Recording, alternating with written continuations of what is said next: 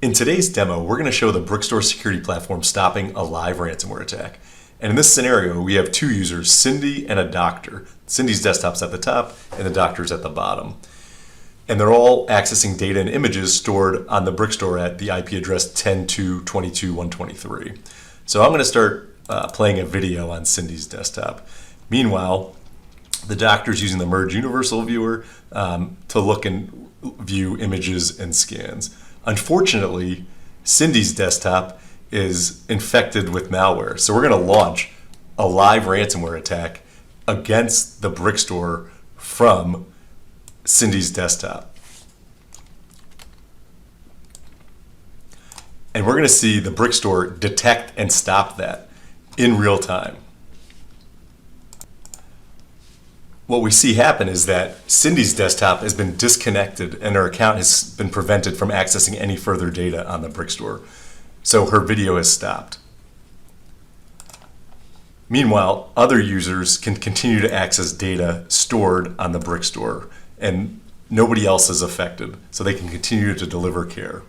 So if we dive in here, we look and see that Brickstore has identified the play variant of ransomware coming from Cindy's account and her virtual desktop and the IP. And we're actually blocking her host and blocking her user account from accessing any further data. Additionally, we are holding the immutable snapshots around the time of the incident like a DVR so that we can go back and restore any files that were affected during the attack.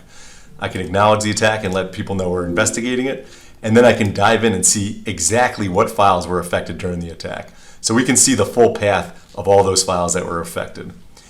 And we also allow you to easily restore and recover from the attack with our bulk recovery incident management plan. So we identify which files you should remove, the encrypted versions, as well as what were the pristine pre-attack versions of files in the immutable snapshots to restore with. So if I actually view on my local desktop here, I can drill in and see those images and I can see the play extension exists on those.